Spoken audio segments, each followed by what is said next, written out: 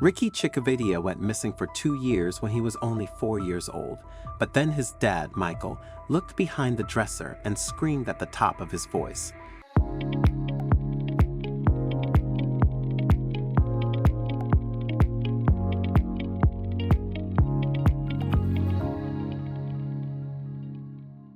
Michael Chekevedia and his partner, Shannon, had been together for some time, but their relationship was fraught with tension. Constant arguments and long stretches of silence had driven a wedge between them. Despite the rocky situation, neither of them wanted to end things, especially after discovering they were expecting a baby. Michael held on to hope that the arrival of their child would help bridge their differences and bring them closer together. In 2002, Ricky was born, bringing immense joy to his parents. But sadly, that joy was short-lived. Not long after his arrival, Michael and Shannon's conflicts resurfaced, growing more severe than ever. Unable to reconcile, they decided to part ways. Determined to prioritize their son's well-being, they worked hard to keep their breakup amicable and established a solid co-parenting plan to ensure Ricky was minimally impacted by their separation.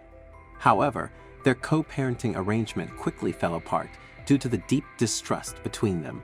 One morning, as Michael was dropping Ricky off at Shannon's place, tensions boiled over. "I can't stand the sight of you anymore. You make me sick. I wish I had nothing to do with you," Shannon screamed at Michael, her frustration spilling out. She was furious because he was a bit late. Although he had been caught up in traffic, Shannon wasn't willing to hear any of his excuses. The situation had reached a point where nothing he did ever seemed to please her.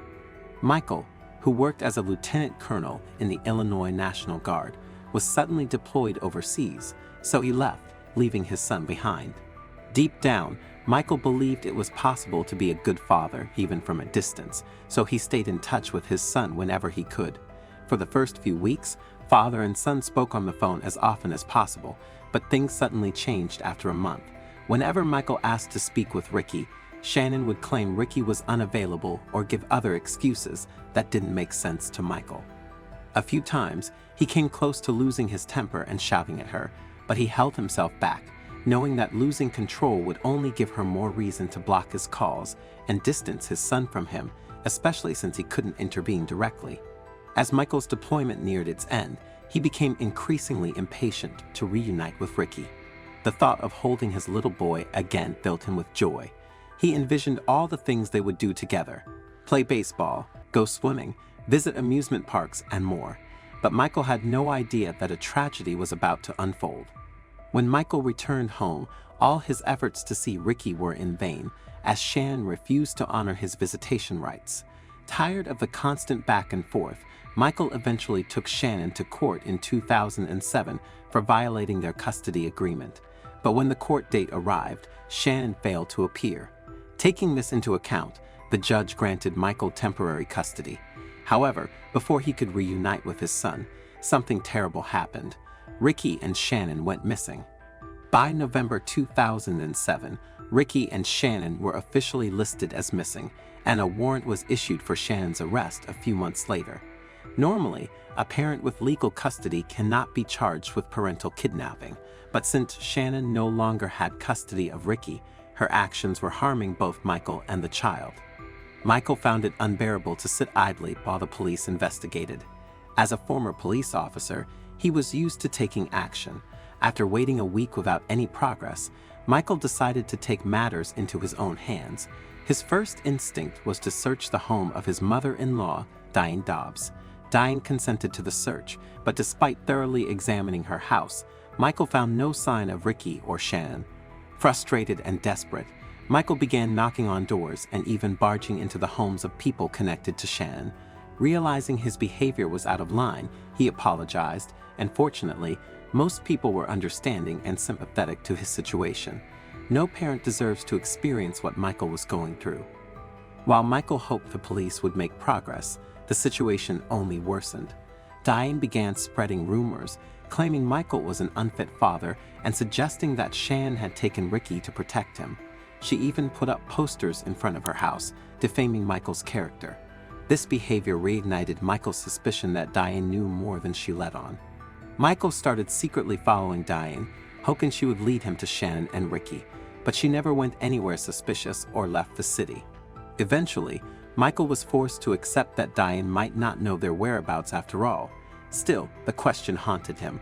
Where could they possibly be? The search continued, and before Michael knew it, a year had passed with no trace of Ricky or Shannon. Then, one Friday morning, 2 years after their disappearance, the police received an anonymous tip substantial enough to obtain another search warrant for Diane's home. Unsettled by this news, Michael pleaded to join the search. He explained that he had previously searched the house but might have missed something. Initially hesitant, the police eventually allowed Michael to join, given his experience as a former officer. Within minutes, the police arrived at Diane's doorstep.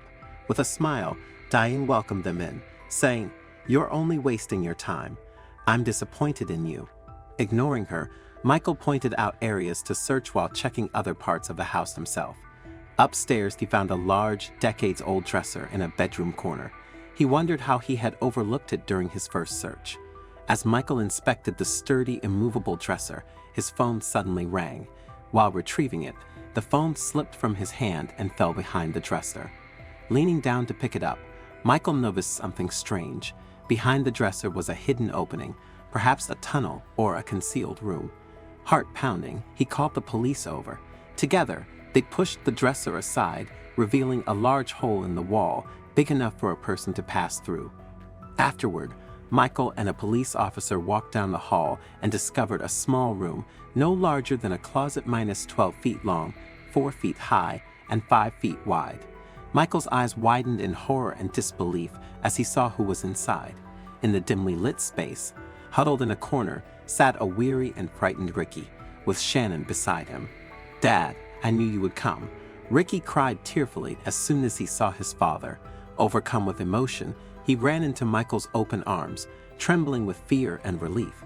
Shannon, unable to meet Michael's gaze, bowed her head in shame. She was arrested on the spot for child abduction, while Diane was taken into custody shortly after for aiding and abetting. The police safely escorted Ricky out of the room, bringing the ordeal to an end. After being confined for so long, Ricky could barely contain his joy. He threw his hands in the air, ran around, and marveled at the outdoors, relishing his newfound freedom. Following the necessary investigations, Michael was granted permanent custody of his son, while Shannon and her mother were sentenced to prison. A year later, Michael retired from work to dedicate himself fully to raising Ricky. As a single dad, he provided the peaceful and loving home his son had long been deprived of. Despite years of isolation, Ricky grew into a social, polite, and happy boy, thriving under his father's care. I'm really keen to know your thoughts on this story, so please don't hesitate to share your insights in the comments section below.